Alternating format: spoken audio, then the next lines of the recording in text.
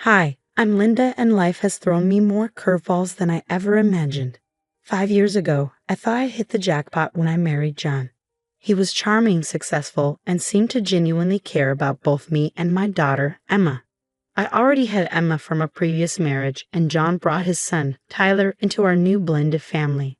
I was determined to make it work, treating both kids equally and with all the love I could give. Emma, sweetie, how about we invite Tyler for movie night? I'd suggest, trying to help the kids bond. Emma would nod eagerly, always willing to try. Can we watch a superhero movie? Tyler likes those. I'd smile, proud of her. That's a great idea. Why don't you go ask him? But more often than not, Tyler would shrug off the invitation. Nah, I'm good. Got plans with my friends, he'd say, barely looking up. John would reassure me, wrapping an arm around my shoulders. He's a teenager, Linda. It's normal for him to want space. I'd nod, trying to silence my doubts. You're right, I just want us all to be close. Things took a turn 2 years ago when my parents passed away, leaving me a sizable inheritance. I was determined to use it wisely. John, I think we should set some of this money aside for Emma's future, I suggested one night as we sat together reviewing paperwork. He nodded, but something in his eyes unsettled me. Of course, but we should think about Tyler too. He's closer to college age. A twinge of unease crept up my spine. Tyler's mom is handling his college fund. Remember, we agreed on that when we got married. I know, he said, a bit too casually. I'm just saying we should keep our options open. I should have paid more attention to that moment. I should have seen the red flags. My best friend Olivia even tried to warn me. Over coffee one afternoon, she gently raised her concerns. Linda, don't you think John favors Tyler a bit too much? She asked cautiously. I bristled at first. What? No, he loves both kids equally. Olivia raised an eyebrow. Are you sure? I've seen how he is with them. It's different. I waved it off, more to convince myself than her. Blending families is hard. We're still figuring it out.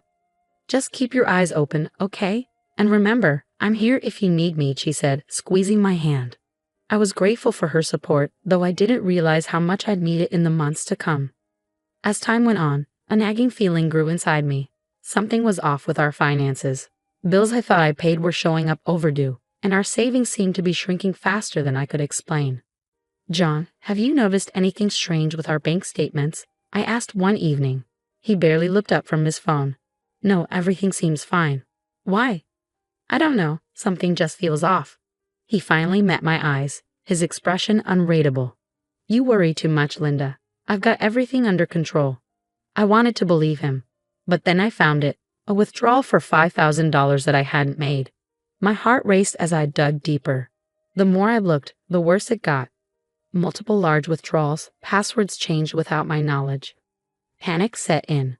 That night, I called Olivia. Liv, I think something's really wrong, I said, my voice shaking. She listened as I spilled everything, John's dismissive attitude, the unexplained withdrawals, the changed passwords. When I finished, she was silent for a moment.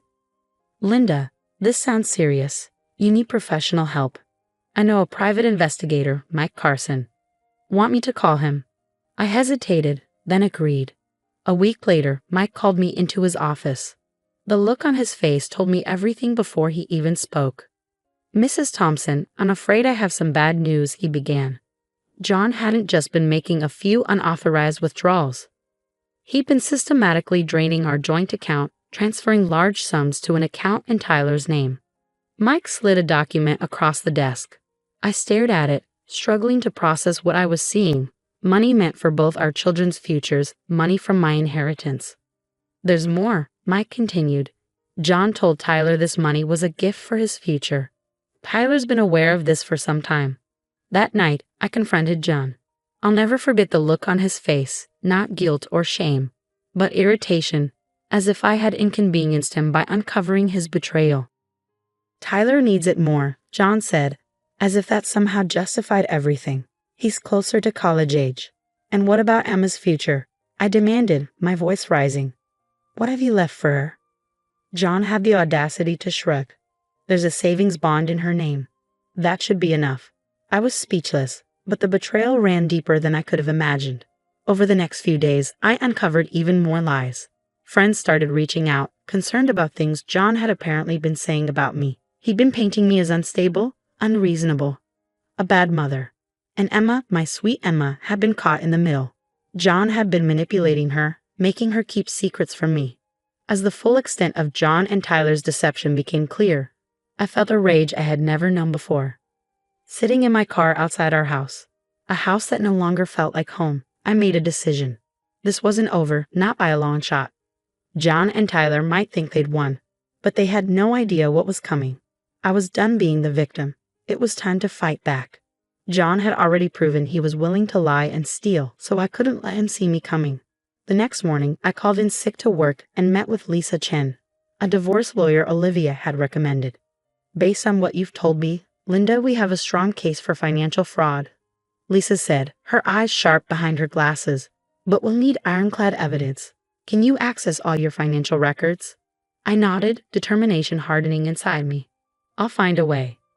At home, I played the role of the dutiful wife, pretending I'd moved past my suspicions. John bought it hook, line, and sinker. I'm glad you've come around, honey, he said one night, kissing my cheek. I knew you'd understand eventually. I forced a smile, bile rising in my throat. Of course, dear. I trust you. Meanwhile, I was gathering evidence as if my life depended on it. I reached out to my company's IT department, spinning a story about a personal project. Hey Sarah, chirped Alex, our resident tech whiz. What can I do for you? I'm working on tracking some old transactions for a side gig, I lied smoothly. Any tips on how to trace digital money transfers? Alex's eyes lit up. Oh, I've got just the tools for that. Let me show you. Armed with Alex's tech know-how, I dug deeper into our finances. The more I uncovered, the worse it got. John hadn't just been stealing from me, he'd been cooking the books at his own company too. That night, I anonymously tipped off John's company about the embezzlement. This wasn't about revenge, it was about justice. A few days later, all hell broke loose. John came home in a panic, his face ashen.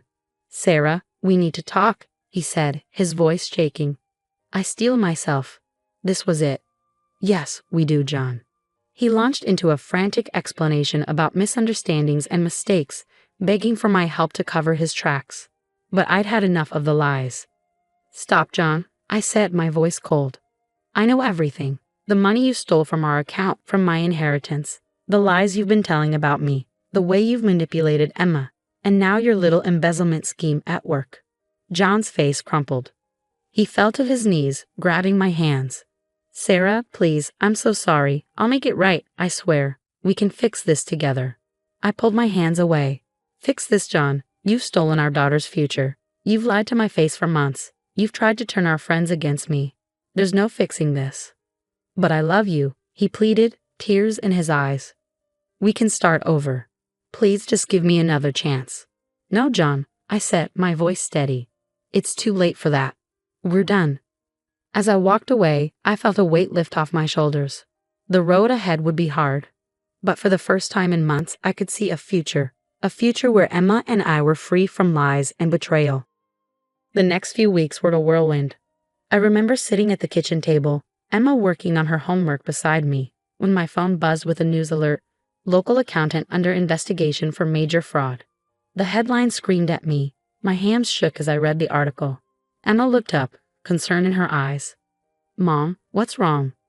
I forced a smile. Nothing, sweetie, just some work stuff. But I couldn't shield her from the truth for long. The police got involved, freezing John's assets, and Tyler's, too. That same day, I filed for divorce, citing financial abuse and fraud. Lisa, my lawyer, was a godsend through it all. We've got him, Sarah, she said, her voice fierce. He won't get away with this.